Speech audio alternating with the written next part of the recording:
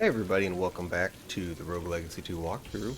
This is episode 3, and in this video, we're going to make our first run into Axis Mundi, the second, we'll call it biome of the game. So if you were, maybe have died and you're not actually here, you can always start at the beginning of the castle and sort of make your way out to the right, and eventually you'll exit somewhere off to the right. So it could have been like up here, or in my case it's down here off, and then you'll just keep heading out to the right and you'll make your way through the second biome of the game. Like I mentioned before, bottom will be level 6, to the right is level 2, to the top level 4, and level 3 is actually going to be all the way through Axis Mundi. There's going to be a couple more out here. So anyway, let's go ahead and make our way down. Excuse me. And the first thing you'll notice, as I mentioned before, I believe, is that you actually can't get anywhere here without another heirloom. So you need Echo's boots. And if you read the memory, these temporary resonant platforms were made. We've made our fool's errand. There are not enough volunteers with Echo's heirloom to make the crossing, and every person we lose is a sacrifice we cannot afford.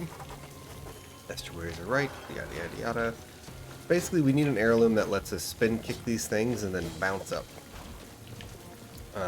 If we read this here as well, we'll say there is a message for looters, and all looting is strictly prohibited. You will gain an additional 20% gold while in Axis Mundi.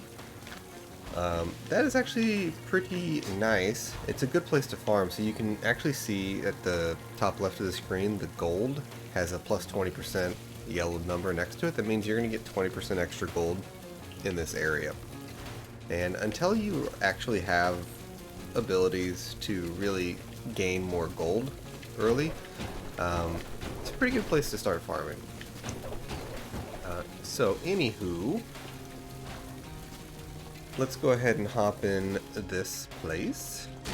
Break all the shit, of course. The bridge has fallen to the shift. Endless sections. The estuaries have deemed it too dangerous. The people won't make it to the next harvest. Call for volunteers. You will need an heirloom contained in the gatehouse's tower. The entrance is directly above the gates to the citadel. The entrance is caved in. The estuaries won't approve of this, but this is not an issue. Perhaps by doing we can atone for our past. That gives you the quest, and the entrance is directly above the Argatha gatehouse, which is, if you tilt up your camera, whoops, you will see some heirlooms are hidden, and it kind of describes, we need to get up to that door right above the mini-map up there. And it even tells you, so it says some heirlooms are hidden, that's up to the right, and then requires a Nanki's shawl, I don't know. That's the air dash thing. So what we need to do is kind of spin kick off these, and then dash over.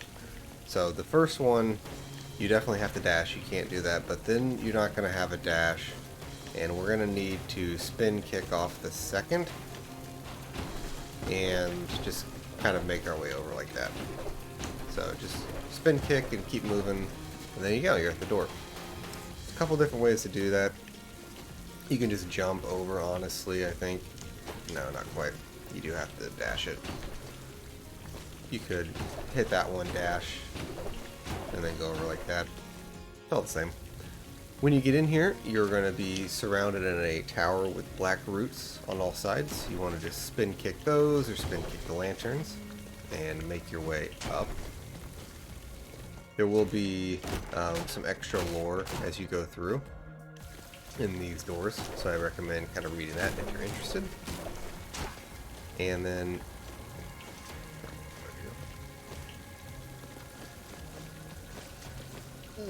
oh, I don't have double jump yet. Oh, I can just go over here. That's where we want to go, right? Get them little booties. Them some cute booties And them booties are gonna let you spin kick off fancy light resonant thingies. I don't know. If you go in the door, again, journal. And then you jump up, and here you get stuck in a predicament. You do not have double jump yet, so you can't get up there. So what we need to do is go back down and spin kick these black roots all the way up. If for whatever reason you kind of screw it up, just go in a door, hop back out, and then the roots will spawn again. And just make sure you're off to the side as you're spin kicking. Spin kicking will work on the side like that. You don't need to be directly above or under something. It's actually got quite a big range, so just pop off to the side over here and then kind of make your way up.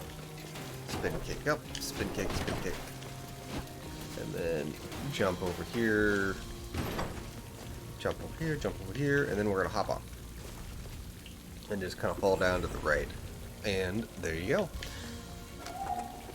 Hey buddy, you want to take my challenge, right? Come on, you gotta take my challenge, man. I've been stuck up here for so long. Just try it once. What's the worst that could happen? Dude sounds like a drug addict. Or maybe I'm just making him sound like a drug addict. I don't know. If you win, I promise my power of resonance will be totally worth it. Full stop, no joke. You have no idea how worth it is, man.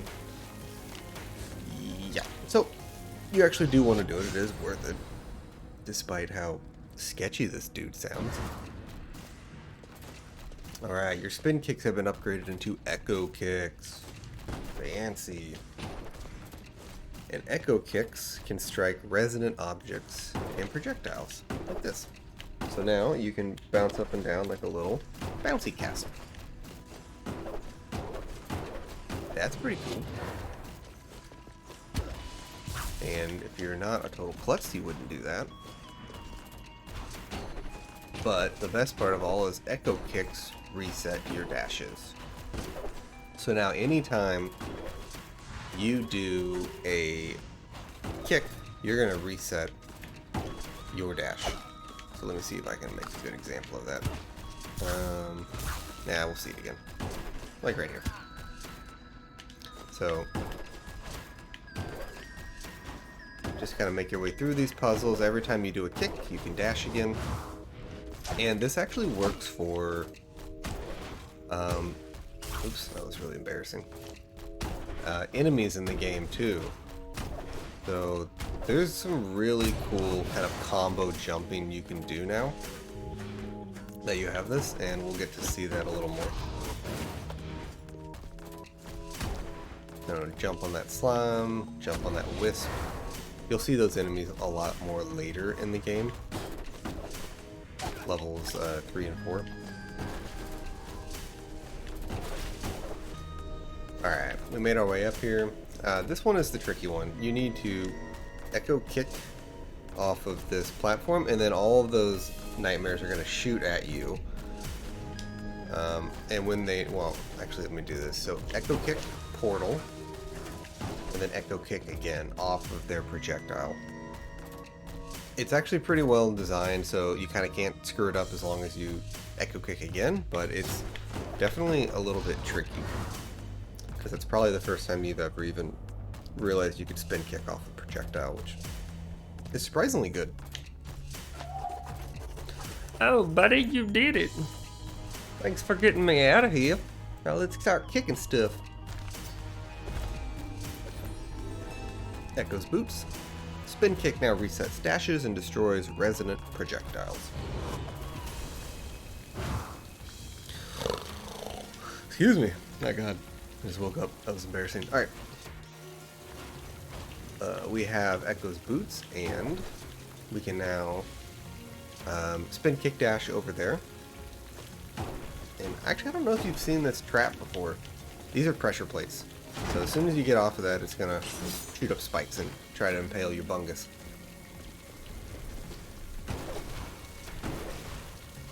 Oh, that's quite the... Jesus, dude.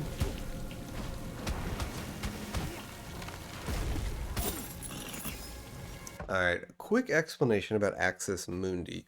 It's probably the most unique area in the game. So I mentioned the extra gold you get, but one thing about Axis Mundi is that it always goes to the right. See how big this room is? It's going to be nothing like the castle or anything else in the game. You have four giant kind of dockside sea type levels that you go through. You do two, and then there's a break, and you'll meet our first goal, or second goal of the video, which is saving Maria the pizza girl, and then you're going to do two more. After that, you will always find the boss. So it's two levels, break, with access to Area 5 of the game, and then two more levels, then boss.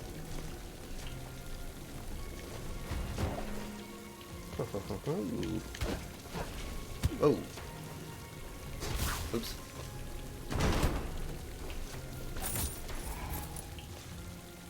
I keep thinking I have double jump.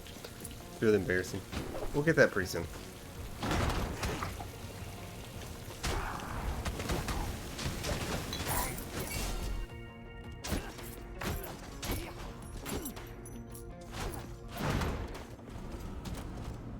Loseth no health. This puzzle's pretty straightforward. You just need to jump onto each platform as the flame goes away. The only tricky spot is that spiked one in the middle that we just went over. There you go, got yourself a rune. That was the haste rune, I believe. I didn't even really pay attention.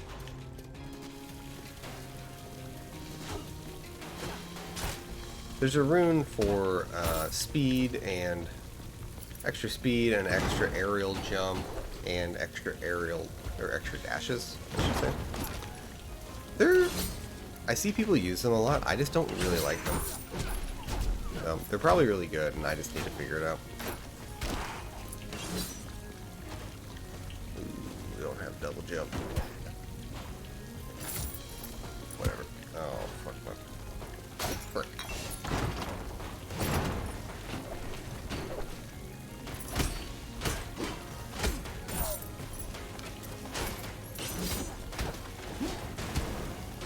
I'm doing really bad. I am not going to make it.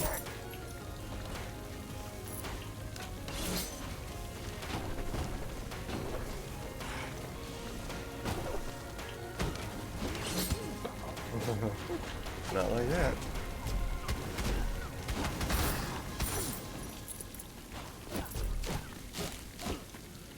Alright, let's play a little bit safer as we make our way through. Oh, nice. That is helpful.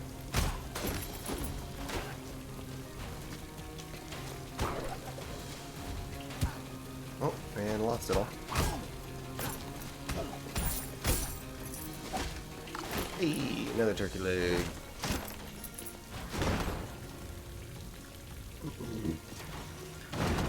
So just keep kind of plugging away through these little gatehouses on the dock, and we are going to eventually make our way over to the end. A little secret here.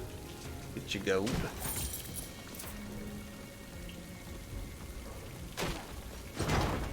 And here we go. Here's the end of the first section. So like I said, there's going to be one more, and then we'll get a little interlude. My health is doing rather bad, so my goal right now is just to make it to the interlude, and then I actually might buy the intermediate portal. Oh, these fucking things.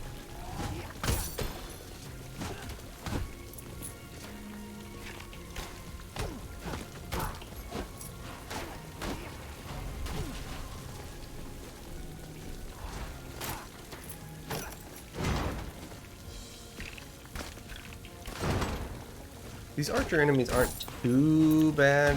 What you got to be careful of is they can actually shoot in quite a bit more directions.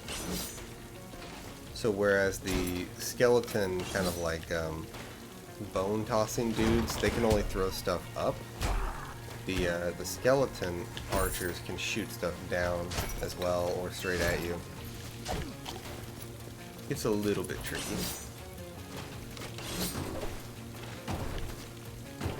Kind of trigger those pressure plate arrows here. Alright, let's go in.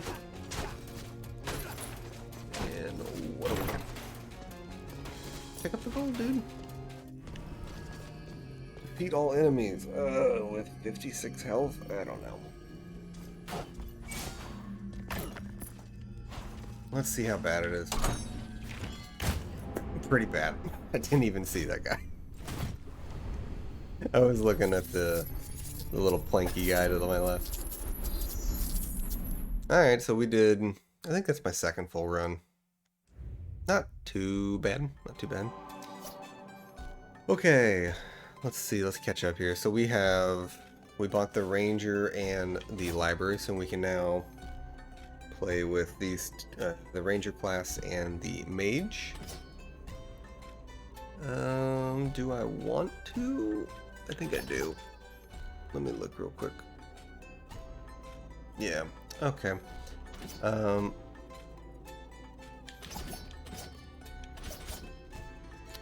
mean, they're honestly pretty straightforward. So the knight is just pop it. Oh god, I have a shield. I never even used the shield. Your first round of the day is gonna be pretty crap. Knight's just gonna be your slappy dude, melee guy. Your mage is gonna have... They don't have a talent. They have 2 spells. So you can see I've got a wand of blasting, a magic 8-ball, and a white star ability. I actually hate both of those spells. I think they're quite garbage. So, I'm going to do the ranger, I think. So rangers use a bow. They create a canopy, which is a relatively safe place for you to hang out. It blocks projectiles from the bottom and up to mid-size, which is the majority of projectiles in the game, which is quite nice. Gives you a little extra damage when you shoot from it. And then, let's see, he gets gravity beam, which is, yeah, it's okay. Ectomorph and LGC. I don't remember what those are. So let's just try it. Give each of the classes a try as you play through. You know, it's not really going to make too much of a difference what you play in this game. As long as you get pretty good with it. None of the classes are, like, I'm going to say broken, but some are definitely better when in the right hands. Alright, I've got a lot of gold here, so I'm just going to buy the living safe. I thought I already did that last time. The living safe allows you to create a little tax loophole, so Charin doesn't get all your gold every single time you go back to the castle. It's pretty nice. Excuse me, and then I'm gonna buy all of these health upgrades. Thank you. I'm gonna buy the Valkyrie class. Girl meet boy. Attack from afar, up high, or down low. With their long-range attack, Valkyries are considered the cheesiest of soldiers. They are actually quite fucking cheesy. So you're very much like a knight, but your attack can go up, down, or side to side, which doesn't sound that good until you put it into practice. It's actually quite an advantage in certain situations. And they don't have a block ability, but they can, I'm not going to play as them. Their talent spins their spear around and blocks projectiles, giving you mana back, which is insane in certain, like, boss situations. You can just sit there and spam it and just, like, get full mana and not take any damage. I'm going to also unlock the Barbarian class. The Barbarian's pretty straightforward. You sit on the ground and you hit your attack button and smash people.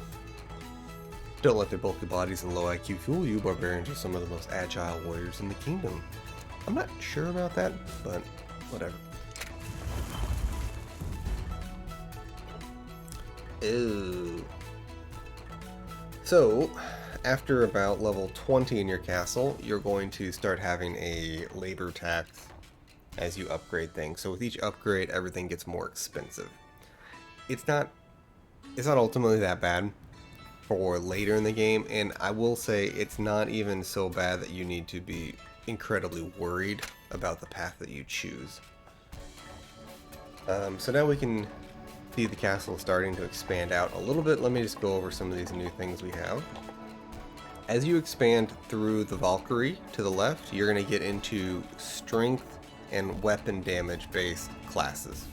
So these classes include things like the assassin or the Ronin. The assassin is a ninja, kind of like a rogue in most games, and the Ronin is kind of like a samurai. If you progress through the academy through the mage things, which I will say, I see how it says recommended there in the middle.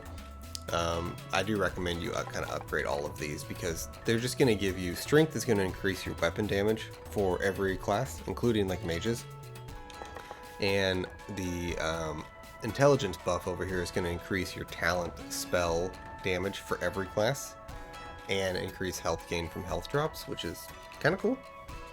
But if you do progress out this way, and I'll put a point in both for now. So you can see next thing we unlock is the duelist. The duelist is, well, I think it's pretty much what it probably sounds like. Imagine a guy with like a little rapier who dances around. That's pretty much what it is. They're actually quite good. And if you progress out through the study hall, you get the chef. As you go farther out to the left and up and farther out to the right and up, you're going to keep unlocking a few more classes. These classes don't give you necessarily distinct advantages over just say like the barbarian, the ranger, or the mage. I do actually prefer most of them. I think they're more fun, but don't feel the need to expand out looking for some type of advantage. You're really not going to get it. If anything, those classes are a lot harder to play. Alright, let me look through how much gold. I'm going to go look at equipment before I spend the rest of my gold. And I've got a leather weapon. Cool. Let's go ahead and buy the leather helm. So it gives you an extra 2 vitality. And then as long as your weight, so the weight of the equipment there, so the leather helm weighs 10 extra pounds. As long as your weight doesn't get to certain thresholds, it doesn't affect your resolve, which allows you to wear more relics as you pick them up.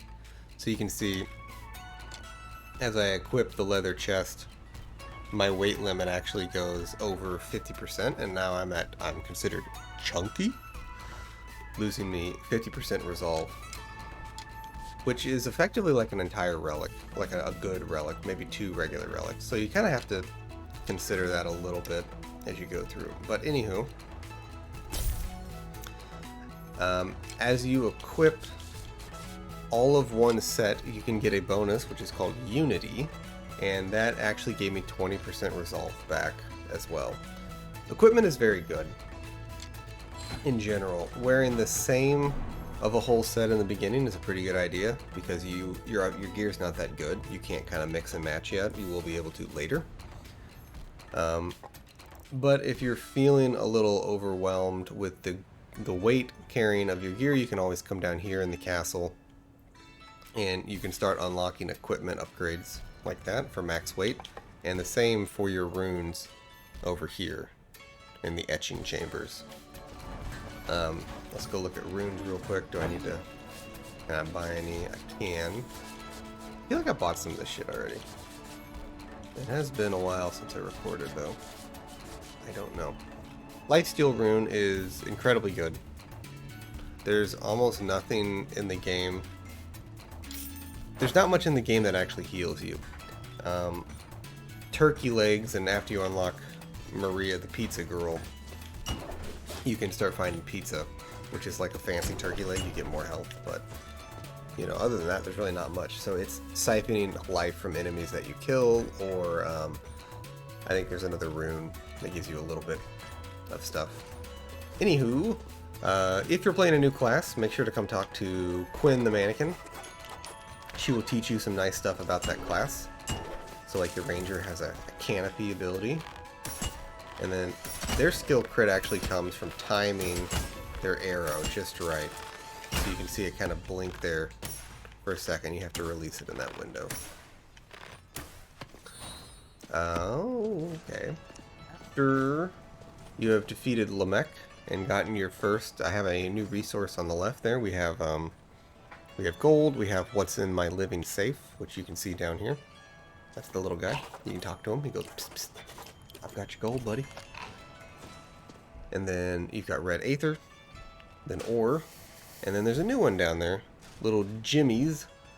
I don't actually know what those are called. Maybe we can come in here. This is the Soul Tavern, I think is what it's called.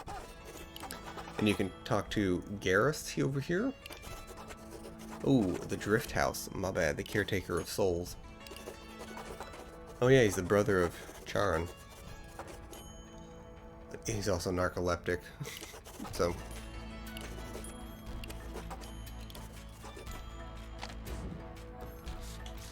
We only do a quick explanation of this place. These are challenges you will unlock in the game. Those challenges are often quite hidden, so you get clues on how to find them, and then completing those challenges will give you what am I trying to say? Completing those challenges will give you more of these gems, these scar challenges, and well, here you can just read about it. Why am I doing all this? So all gear, relics, and traits rest within scar challenges. You want to find empathetic connections. So if memories are blue, empathetic connections are red in the world. And when you find those, you will unlock a scar challenge. You can go into the scar challenge and try to complete it in some way. And then that will give you jimmies. You take those jimmies up here to these turds in the attic. Yes. Tell me all the things. Okie dokie. And you can begin to unlock further upgrades in the game. So the first one is making your equipment go to +1. The second one is runes get +1, and then it kind of keeps going down. You can unlock new classes or alternates of classes, so they have different weapons. You can unlock further upgrades for your castles. What I will say about all of this is it's really not something you need to worry about right away. And probably not even your first time through the game, if I'm being totally honest. I didn't even pay attention to this place until like New Game 3 or 4. And then I started to realize, oh, like these upgrades you get as you start to max out your castle. These upgrades are unlocking further advancement for your character. And they're actually quite good.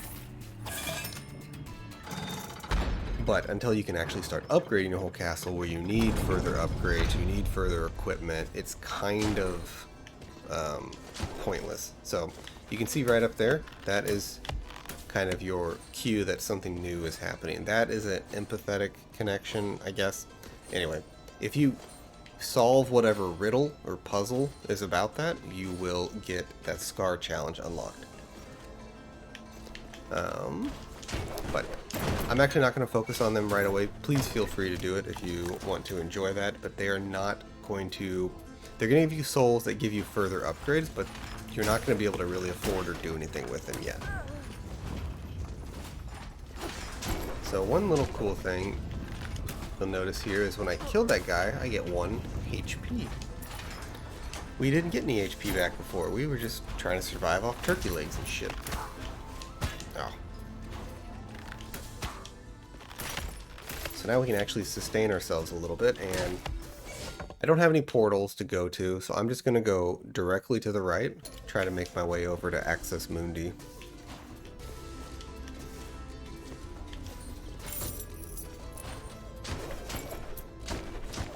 Whee!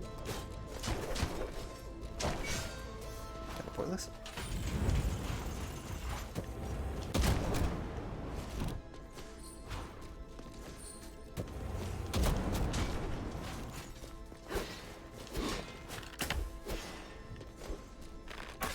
Nope, that was dumb.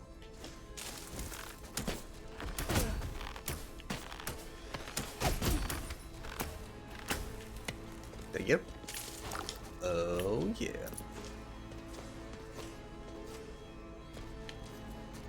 We do have armor now from the, I think the leather chest gave it to us. So the way armor works is it'll block up to 35% of any single attack. And so we have 7 armor now, so we can block 7 damage. But the way that sort of works is that if we take 5 damage, we're only going to block up to 35%. So we'd only block, like, I don't know, whatever. Let's do 6 instead. We'd only block 2 damage, something like that. But if we were to take 21 damage, right, we would block the full 7 of our armor. So it's a way of just kind of progressively removing some damage. Okay, we have a relic. Ivy roots. As you stand your ground, the roots will bind you. This is actually really good for a ranger. It increases your damage when you attack from the ground. And the other one is Soul Tether. No one is truly alone, no matter who you are, who you believe, what you believe, whatever. This is going to produce a little bit of an AoE effect and hit multiple enemies when you strike somebody every few seconds. I'm actually going to go the Ivy Roots. It's kind of my personal favorite. Oh, I didn't even read it for you, sorry. So Ivy Roots cost 25 resolve, deal 12% bonus damage while on the ground. Oh, and we actually made it to access Mundi pretty fast. Alright. Let's try this again.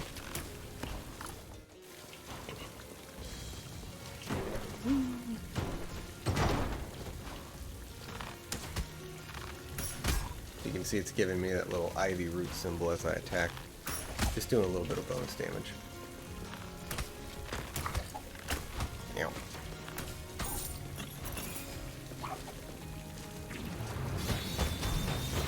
That is Gravity Beam. It's a pretty dope ability. Can I even get over there? No, I don't know.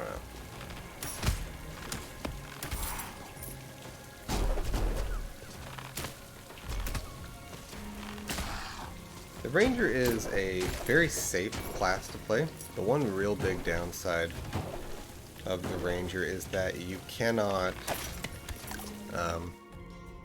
you really suck at hitting multiple enemies at the same time.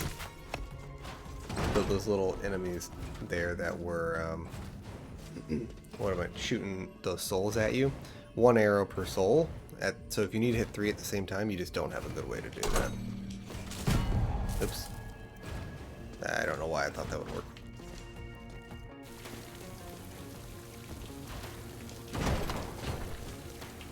But as long as you can kind of sit in a safe area and shoot your little bow,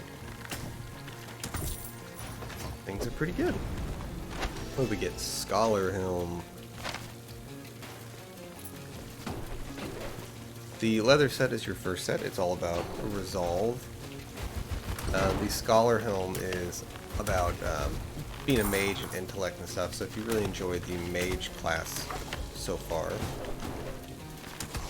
you should check out the Scholar set instead. But they don't particularly, doesn't really matter.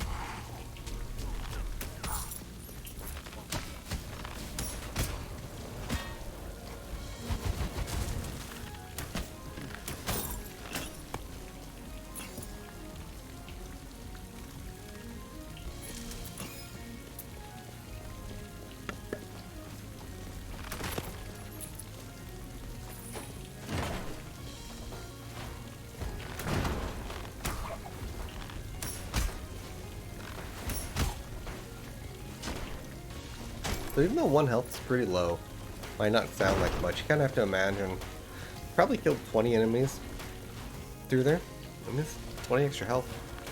And for me right now, I just need to kind of survive a little bit and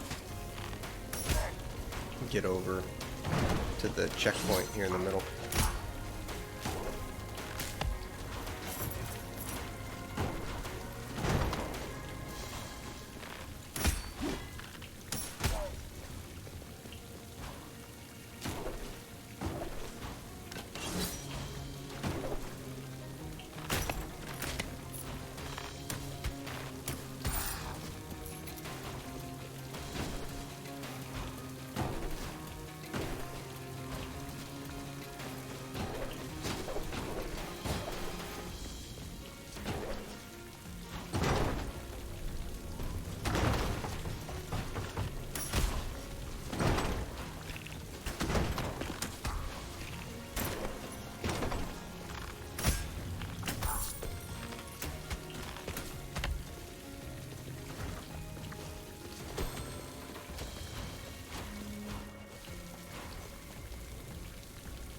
Oh, did I already go through too?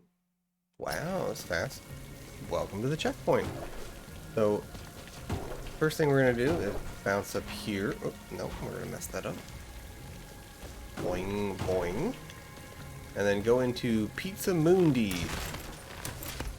And we are going to talk to Maria.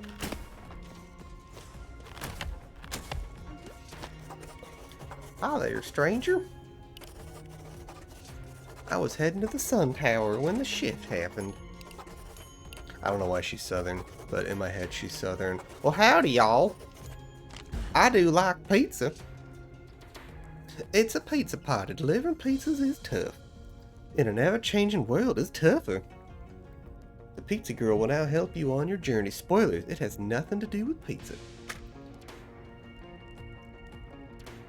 It actually does have something to do with pizza. It's kind of a lie. Some turkey legs have a chance to be pizzas, I guess now.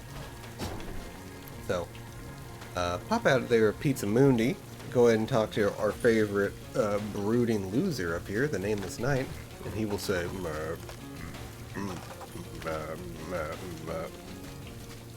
and instead, run up to the top. Welcome to the Sun Tower, level 5. You will not be able to do anything here. In order to get to the actual area, you have to jump up here. And you need another power to A, get that high, but B, actually go through that purpley thing. But we can talk to Maria the Pizza Girl. Hi again, stranger. I was afraid you'd ghost me. The castle keeps on shifting, but I can feel the shift. It's bound to other portals via currents. But if a shift occurs, I've been studying, I can follow the currents. Bam, bam, bam. We talk to her. She will ask you to pay her some money, because I guess she's a contractor and she has skills. And if you were to pay that money, you will unlock this portal permanently each time you come back to the castle. So if we were to buy this, which I can't afford it right now, I'm a little brokies, because I went through the first area a little bit too fast, you will actually be able to portal directly to the Sun Tower and then hop down halfway through Axis Mundi each time. So if Axis Mundi is kicking your butt and you just don't know, it's a little too challenging for you to make it all the way through in one go, take the Sun Tower portal, hop down, you're halfway through. Because otherwise you'd have to go through 2 Axis Mundis and then the entire Citadel Castle as well. It just starts to wear on you after a while. You can play good most of the time, but you'll make a mistake, get hit, and then, you know, sustaining your health becomes a bit of an issue. Let's see. I think that's actually going to be a good place to break for the first video. We're already at 40 minutes here. Yeah, the goal was to buy the Sun Tower portal and attempt the Void Beast, but I'm broke and I died, so in the next video. Hope you enjoyed it. Like, comment, subscribe, all the normal fun shit that you're used to doing, and let me know how I can make these better. Catch you guys in the next one.